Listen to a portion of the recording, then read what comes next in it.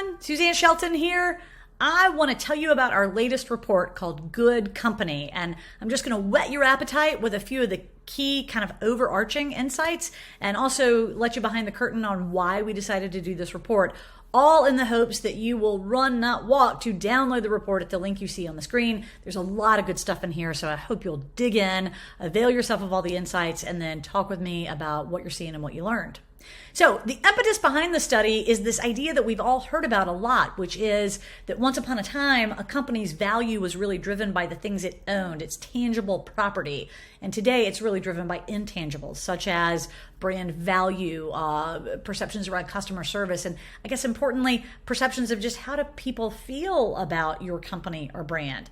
Which led us to then, in our ongoing polling of Americans around environmental, social, and governance issues, it led us to ask Americans, well, what is a good company or brand?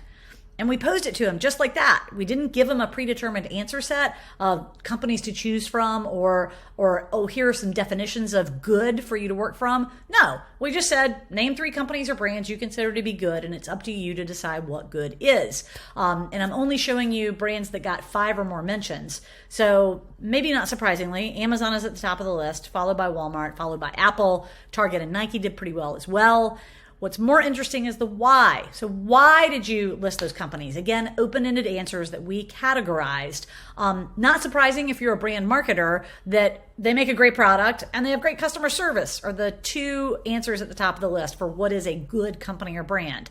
What might be surprising though, is if you add up the things that you would put in the ESG bucket, so environmental, social, and governance, things like taking care of employees and creating jobs, community focused, helping people, caring about the environment, charitable activities, stand for something good, diversity and inclusion. You add all those up, and those are actually the number 3 reason to consider a company or brand good. Interesting. Now let's look at the flip side. What's a bad company or brand? So same question, just substituted the word bad for the word good. And here's what we see.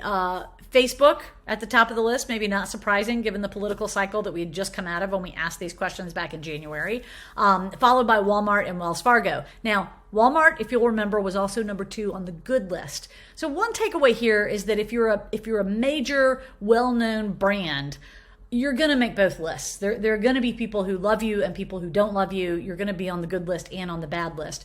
But I think what's more interesting, the insight here is why. Why were these companies considered bad or these brands considered bad? Well, bad service, cost too much, sort of the knee-jerk answers. But if you add up, again, the environmental, social, and governance answers and put them into one bucket. So treating employees poorly, I disagree with their social stance, they're corrupt, they're harmful to the environment. You bucket those together, and that's actually the number 1 reason to be considered a bad brand or company. So the comparison here is what gets you on the good list: great products, good customer service, and then ESG. But what gets you on the bad list is first ESG, bad service, cost too much. So what this means is that the absence of good ESG activities does you more harm than good.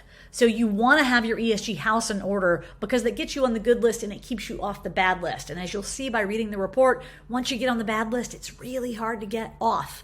So ESG, I hate to say it's an issue avoider, but man, it keeps you out of hot water if you do it right. And it also has the benefit of getting you on the good list. Some things to take away from this: treating employees well earns you some good points. Treating employees poorly earns you a lot of bad points. So first and foremost, treat your employees well. You'll read a lot more about that in the report. Taking a social stand can give you some good points, but if you take a stand that your consumers don't agree with, it'll earn you a lot more bad points. So takeaway here is when you take a stand, make sure it aligns with your brand and it aligns with what your core consumer cares about.